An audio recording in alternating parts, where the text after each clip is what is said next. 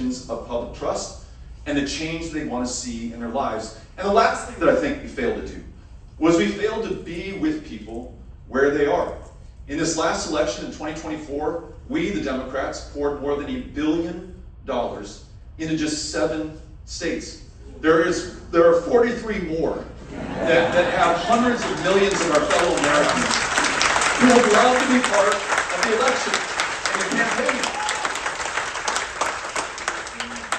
Is ruled by consultants and data scientists and pollsters, and everything seemed so focus grouped and tested and approved before it could be sent out. It was almost sterile. We know Kamala Harris. We know Joe Biden. They're beautiful, wonderful, amazing, incredibly intelligent, personable people. But behind this wall of consultants and polling and same old corporate politics, I don't think that broke through. So because we know that what we've done not only didn't avert the trouble, may have contributed to it, we seek something different. Something born not of the science and the commerce of our politics, but out of its common sense and its soul.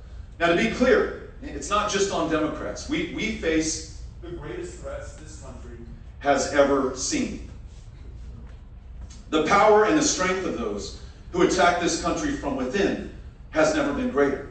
The greatness of America, our Constitution, the rule of law, the very idea of self-government have never been called into greater question. But if we want to overcome these threats, it will not be enough simply to sound the alarm. Nor will it be sufficient to only focus on those who are screwing us or screwing up or whose screw-ups brought us here in the first place. And I promise you that we will not find the answer by spending more money, purchasing more media, creating more digital distance from that essential human connection that we see and find and feel here today. If we are serious, and I know we are, about winning the political power necessary to save America, then I challenge you, as I challenge myself, to be able to describe a new and a better America, one worth saving. An America built on the foundation that made us what Lincoln called the last best hope of earth. And he made that comment thanks to our fellow American, our fellow Virginian, who wrote those words at the corner of 7th and Market in Philadelphia, Pennsylvania in 1776. This idea that all of us are created equal, and all of us should expect to be treated equally under the law in this country. No one above it, no one below it, no tyrants, no kings, a government of, by, and for the people. But we must also be able to build beyond that, transcend the limitations that have kept us from realizing that hope. Let's listen to our fellow Americans.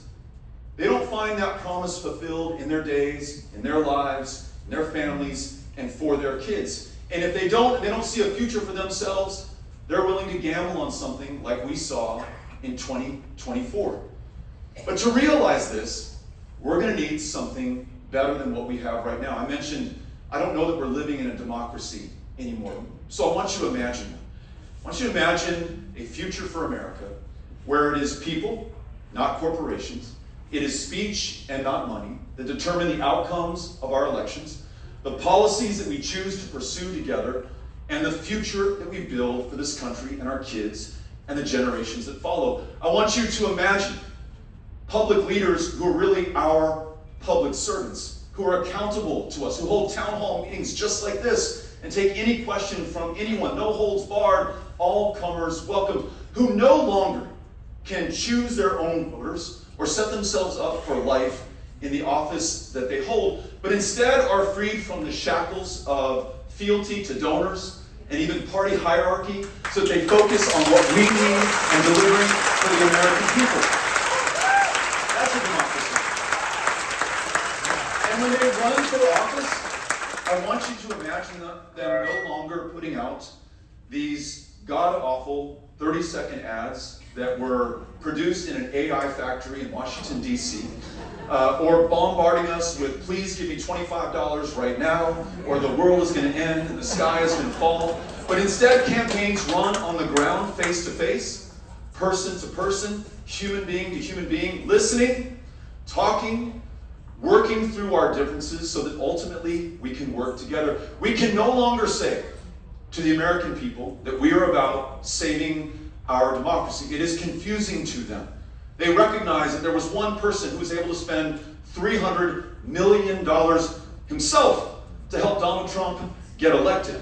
That's not a democracy right now, so we have to show them that we want to build one. And by building one, we get big money out of politics. We overturn Citizens United so that corporations are no longer people coming to control their speech. We passed the John Lewis Voting Rights Advancement Act so everyone can vote in this country. We get politicians out of redistricting and we return that power and all the power back to the people. That is a democracy, and that is what we're for.